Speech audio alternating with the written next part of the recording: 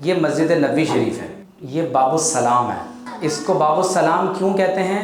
کیونکہ اس دروازے سے اندر داخل ہو کر آپ دیکھ رہے ہیں یہ باب السلام ہے، یہ مسجد نبوی شریف کا صحن ہے، اور یہاں پر اوپر فانوس لگے ہوئے ہیں، قرآن کی آیات لکھی ہوئی ہیں، آپ کو نظر آ رہا ہے، اور یہ یہاں سے داخل ہوتے ہیں باب السلام، اور یہ وہ دروازہ ہے جہاں سے داخل ہوتے ہوئے تمام اہل ایمان نبی کریم صلی اللہ علیہ وآلہ وسلم کی بارگاہ میں سلام کا نذرانہ پیش کرتے ہیں۔ ٹھیک ہے، تو یہ کون سا ہے؟ باب السلام۔ یہ اب آپ کو نظر آ رہا ہے، یہ مسجد نبوی شریف میں باب السلام سے جب آپ اندر داخل ہوتے ہیں تو آپ کو یہاں رائٹ سائڈ پر ایک گھر نظر آتا ہے، چھوٹا سا ایک دروازہ نظر آتا ہے، یہ حضرت ابن عباس رضی اللہ تعالیٰ عنہ کا گھر ہے۔ اور آپ نے دیکھا ہوگا کہ گنبد خضرا کے قریب اس گھر کے اوپر ایک گرین رنگ کا مینار بنا ہوا ہے، مینارٹ۔ یہاں پر پہلے مؤذن کھڑے ہو کر اذان دیا کرتے تھے، اور یہ حضرت ابن عباس رضی اللہ تعالیٰ عنہ کا گھر ہے۔ یہ باب السلام سے اندر داخل ہوں گے، آپ کو یہ آیت نظر آ رہی ہے، فَإِنَّ خَيْرَ الزَّادِ التَّقْوَىٰ وَاتَّقُونِي يَا أُولِي الْأَلْبَابِ، یہ جو وَاتَّقُونِی کا نون ہے، یہاں سے آپ کو اگر آپ دیکھیں تو یہ حصہ خالی ہے، آپ کو ایک سوراخ نظر آئے گا، یعنی آپ کو یہ پورا جو ریڈ پورشن نظر آ رہا ہے نا، یہ سب جگہ سے فل ہے، لیکن یہ جو وَاتَّقُونِی کا نون ہے یہ آپ کو خالی نظر آئے گا۔ کیوں؟ اس کی وجہ معلوم ہے آپ کو؟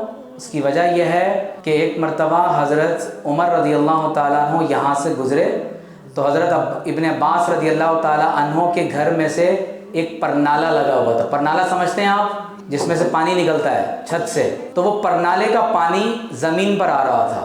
اس زمانے میں مسجد نبوی شریف اتنی ایکسپینشن نہیں ہوئی تھی، اتنا اس کو بڑا نہیں کیا گیا تھا، تو اس وقت حضرت عمر رضی اللہ تعالیٰ عنہ نے کہ اس پرنالے کی وجہ سے لوگوں کو پریشانی ہو رہی ہے، آپ نے وہ پرنالہ ہٹا دیا، تو حضرت ابن عباس رضی اللہ تعالیٰ عنہ نے فرمایا کہ اے عمر، کیا آپ کو معلوم ہے کہ میرے گھر میں یہ پرنالہ کس نے لگایا تھا؟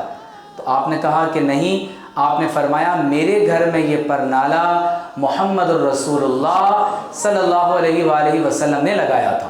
تو حضرت عمر رضی اللہ تعالیٰ عنہ بہت روئے، اور آپ خود نیچے بیٹھے اور حضرت ابن عباس سے کہا کہ آپ میری کمر پر چڑھیں اور چڑھ کر یہ پرنالہ دوبارہ اس جگہ پر لگا دیں۔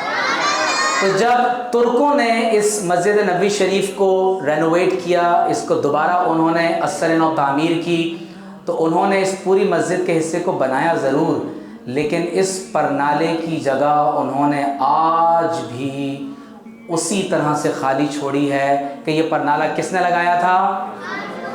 ہمارے نبی صلی اللہ علیہ وآلہ وسلم نے۔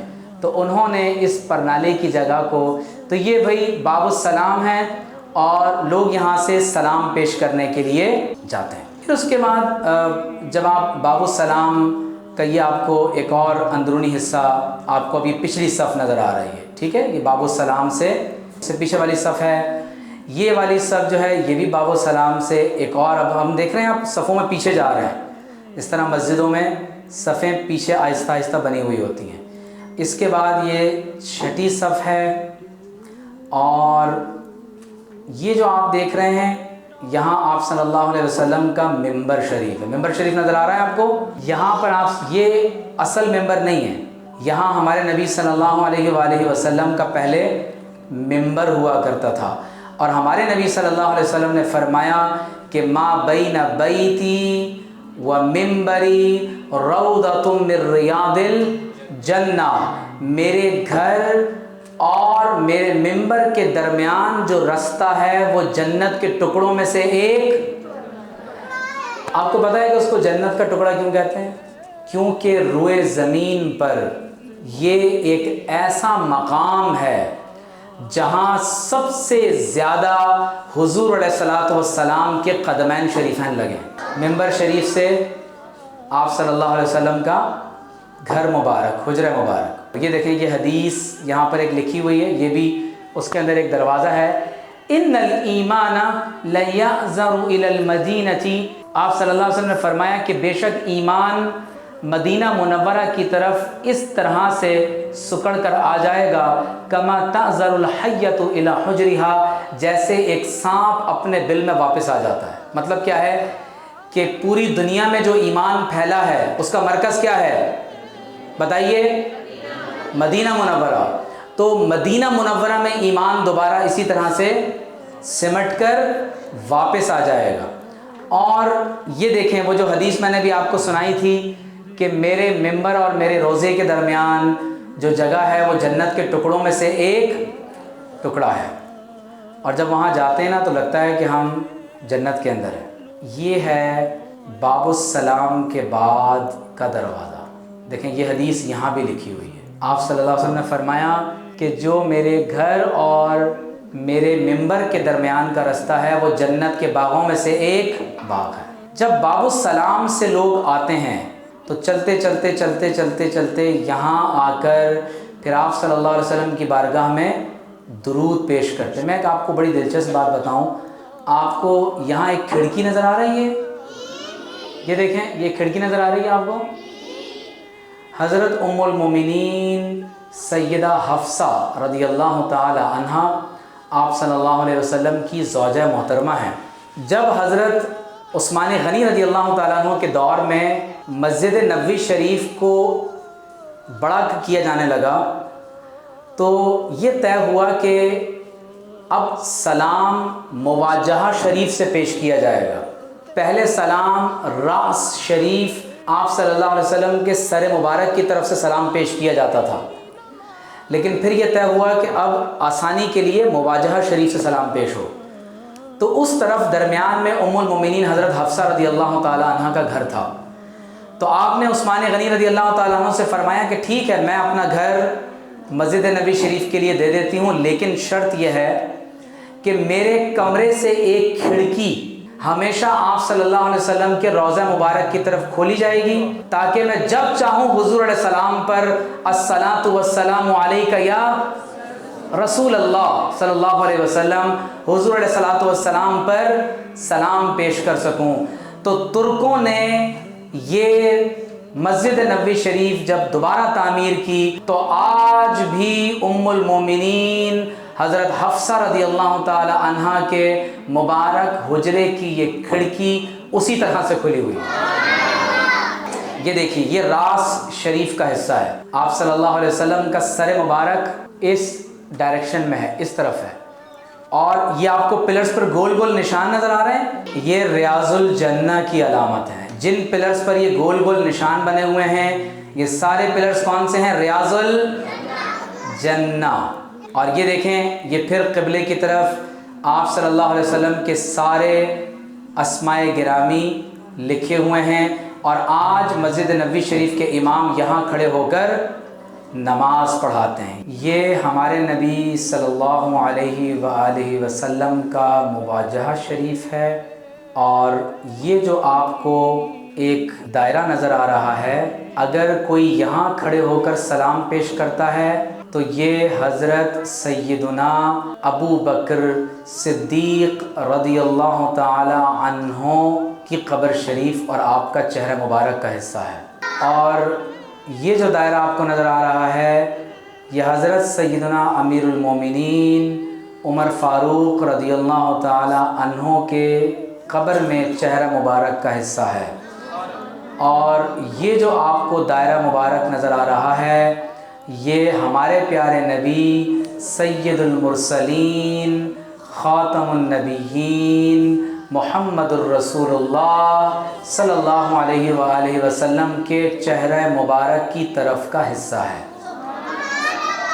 جب یہاں پر لوگ حاضر ہوتے ہیں تو بہت ادب کے ساتھ کھڑے ہو کر سلام پیش کرتے ہیں، الصلاۃ والسلام علیک یا رسول اللہ، الصلاۃ والسلام علیک یا حبیب اللہ صلی اللہ علیہ وآلہ وسلم۔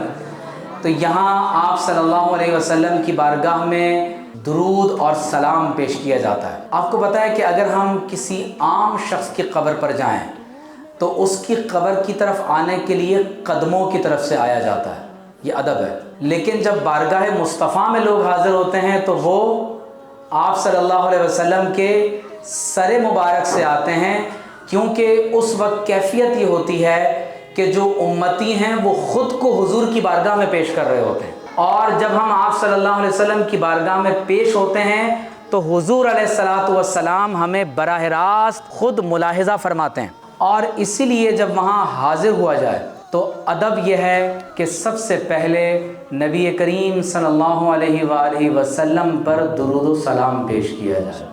جب آپ صلی اللہ علیہ وآلہ وسلم کی بارگاہ میں ہم حاضر ہو جائیں تو اس وقت صرف حضور ہی حضور ہے صلی اللہ علیہ وسلم، بس اس وقت پھر اور کوئی چیز، پھر اس وقت کوئی اور ذات، کوئی اور شخصیت نہیں ہے، پھر اپنے آپ کو صرف حضور علیہ الصلوۃ والسلام کی بارگاہ میں پیش کرنا ہے اور درود و سلام پڑھنا ہے۔ اللہ تعالیٰ نے فرمایا کہ اے ایمان والو، اللہ کے رسول اور اللہ سے آگے مت بڑھو، لا تقدموا بین یدی اللہ و رسولہ، اور اللہ سے ڈرتے رہو، بے شک اللہ تعالیٰ سب کچھ دیکھنے والا اور سننے والا اور جاننے والا ہے۔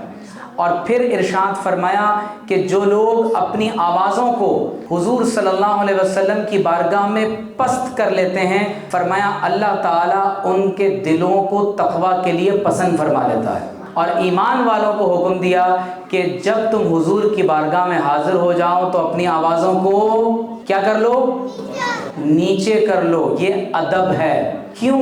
کیونکہ اگر یہاں پر ہم اپنی آوازوں کو بلند کریں گے تو قرآن میں اللہ نے فرمایا کہ تمہارے سارے اعمال ضائع ہو جائیں گے اور تمہیں اس کا علم بھی نہیں ہوگا۔ تو لہٰذا جب حضور صلی اللہ علیہ وسلم کی بارگاہ میں جب ہم نعت شریف یا درود شریف پیش کریں تو بہت ادب اور احترام کے ساتھ، اور پھر ساری توجہات کا مرکز صرف آپ صلی اللہ علیہ وسلم کی ذات اقدس ہو۔ یہ آپ کو پلرز پر ایک نعت لکھی ہوئی نظر آ رہی ہے۔ ایک مرتبہ آپ صلی اللہ علیہ وسلم کے انتقال کے بعد ایک عرب جو ریگستانی علاقے سے آیا، اس کو یہ بات معلوم ہوئی کہ قرآن میں لکھا ہے کہ اگر کسی نے گناہ کیے ہیں تو وہ آپ صلی اللہ علیہ وسلم کے پاس آ جائے اور اللہ تعالیٰ سے توبہ کرے تو اللہ اس کے گناہوں کو معاف فرمائے گا۔ تو حدیث میں آتا ہے کہ وہ عرب یہاں پر آیا اور دیکھا کہ آپ صلی اللہ علیہ وسلم کا تو وصال ہو چکا ہے، تو وہ یہاں آ کر بہت دیر تک روتا رہا یہاں تک کہ بے ہوش ہو گیا۔ تو جب وہ یہاں سے جانے لگا تو آپ صلی اللہ علیہ وسلم کی قبر مبارک سے آواز آئی، قد غفر لک، اللہ نے تمہاری مغفرت فرما دی ہے۔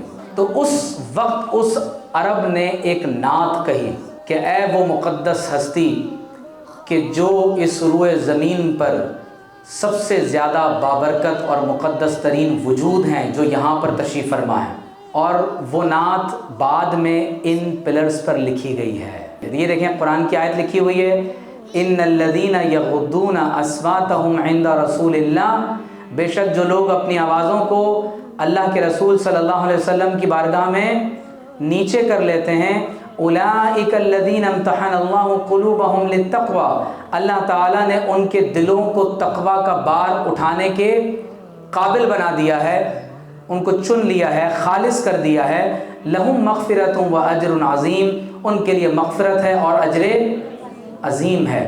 اور پھر آپ دیکھیں یہاں کون سی آیت لکھی ہوئی ہے بھائی، ما کان محمد ابا احد من رجالکم ولکن رسول اللہ و خاتم النبیین، کہ محمد صلی اللہ علیہ وسلم تم میں سے مردوں میں سے کسی کے باپ نہیں ہیں، لیکن اللہ کے رسول ہیں اور اللہ کے آخری نبی ہیں، صلی اللہ علیہ وآلہ وسلم۔ بھی تو